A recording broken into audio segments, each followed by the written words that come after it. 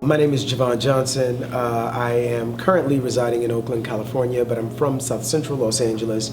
I am an artist, activist, and academic. I teach at San Francisco State University. So I'm driving down the street with my 4-year-old nephew. He knocking back a juice box, me a Snapple. Today, y'all, we're doing manly stuff. I love watching how his mind works. He asks a million questions. Uncle, why is the sky blue? Uncle, how do cars go? Uncle, why don't dogs talk? Uncle, uncle, uncle. He asks uncle, uncle, uncle. He asks uncle, uncle, uncle, as if his voice box is a warped record. I try my best to answer every question I do.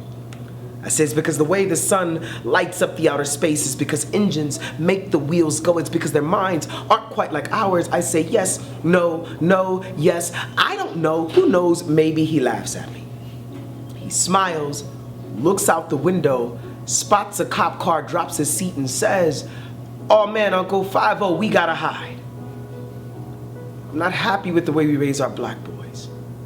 Don't like the fact that he learned to hide from the cops well before he knew how to read. Angrier that his survival depends more on his ability to deal with authorities than it does his own literacy. Get up, I yell at him. In this car, in this family, we are not afraid of the law. I wonder if he can hear the uncertainty in my voice. Is today the day he learns that Uncle is willing to lie to him?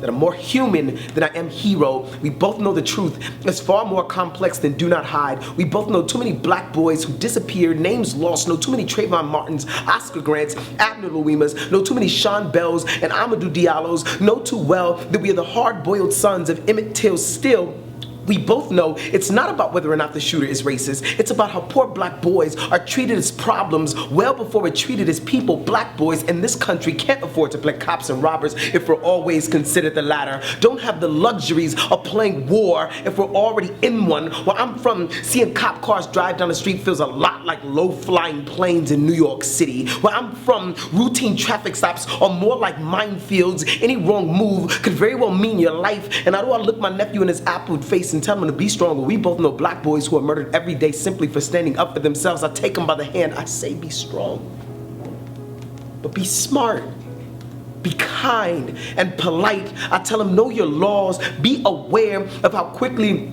your hand moves to pocket for a wallet or ID. Be more aware of how quickly an officer's hand moves to holster for gun. Be black, be a boy, have fun, because this world will force you to become a man far more quickly than you should ever have to need to. He lets go of my hand, but Uncle, he asks, Uncle, what happens if the cop is really mean? And it scares me to know that he, like so many other black boys, is getting ready for a war I can't prepare him for. My name is Alex Dang. I'm from Portland, Oregon, and I'm currently a student at the University of Oregon. I'm an English major and a senior in the fall. And then he asked me, "What kind of Asian are you?" And I just laughed and I said, "Well, that's kind of a loaded question. What kind of Asian do you expect me to be? Because anyway, you slice that egg roll, I'm still pretty much whatever you want to see. I have played many a Far East stereotype. Awkward math genius, cold and calculated kung fu expert, assistant to Dr. Jones, you crazy." It's always just dependent on the circumstance. You want me to drive? How so? I can give you Tokyo Drift, Jeremy Lin, Mario Kart, Tiger Woods, and blinker left on for about half a mile. I am the foremost expert on all things Asian. The Meiji era and the Band of the Samurai, done. Confucianism versus Taoism, I'll give it to you with no slant. What's the difference between Asian stereotype 1 and 2? Well, let me tell you anything you want to know about my culture. Let me tell you in a Mulan-esque soliloquy of me staring in the mirror asking, who is that girl that I see? Let me tell you about Jackie Chan and Bruce Lee and how they are related by blood to me. Let me tell you about being so marginalized it's to the point of I really can't believe that's Asian. Let me tell you about derogatory terms and origins of words such as chink and gook. Let me tell you about the struggle of Asian parents not knowing the language, so we ate pet food because it was cheaper. Let me tell you about the job of interpreter. When you're playing with Lego blocks but your English is already that much better than your guardians, let me tell you about honor and dignity. Let me tell you about a society that projects us as nothing but the secondary role and never the leading man. Let me tell you all the things that you don't want to know. Like how chink comes from the clanking of metal to railroad as the slaves built train tracks for this country to be connected. Like how the zipper head down the street is called that because the way our heads split open when struck with assault weapons, or how jeeps ran over and left marks across corpses and someone clever thought that we were only good to unzip. Like how every time you lump an Asian person together into one culture is systematically making us assimilate into an America we thought was better than our war-torn homes. Every time you confuse me for some other nationality that I might share similar features to, strips away my individuality, and I still feel the shame of being Asian. The heat and pious dedication of June 11th, 1963, the envy of blonde hair and blue eyes, and I still remember thinking where all the boys who looked like me on TV were. The broken words of my mother and father stage diving off my tongue, the anger I felt when those kids thought I would get them sick, and I still feel the ash of the incense burn my hands as I prayed for my family, and I still remember thinking my skin was what I was worth, and I still feel the ironwork of my bones grow stronger with every train of thought that passes by, and I still feel pride, and I still feel heritage, and I still feel Chinese, and I still feel Vietnamese, and I still feel American, and I still feel.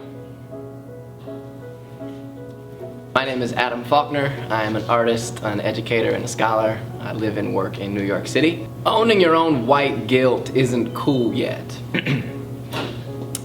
So you stuff the soft parts of other kids' cultures into your pockets until you believe that it is not there at all. You are a matching sweatsuit jukebox stocked with everything from Ice Cube to Outkast. Entire albums memorized and coiled in the damp of your throat. They are gunfire into the air above the high school parking lot before lunch. And that is as black as you think possible. And your dance routines are black. They call you Justin Timberlake. Your crossover is the blackest, though you are the only white boy on the court. Anyway, they call you Steve Kerr. You used to stare at a freckle on your left arm and imagine your whole body that color. How much easier it might be to be you, if that were the case. And until someone tells you otherwise, that is black too. And it isn't that you don't know you're white, right? I mean, less white is all you'd really like to be. You are sure there are good parts about having white skin too, even if you cannot see them yet. No one asks you where you came from or how you got here, which is good because you couldn't answer anyhow. You just appear with an insatiable hunger to touch things that do not belong to you in a culture that fits like a bed sheet. No one calls you carpetbagger. Tells you that you can't place your favorite things about black people into a single bucket and just try them on for years until it is time to come inside for dinner. And so you just do exactly that. You dip your toe in and out, and you run when you must, but you stay when you choose. And that, well, that is the whitest thing of all.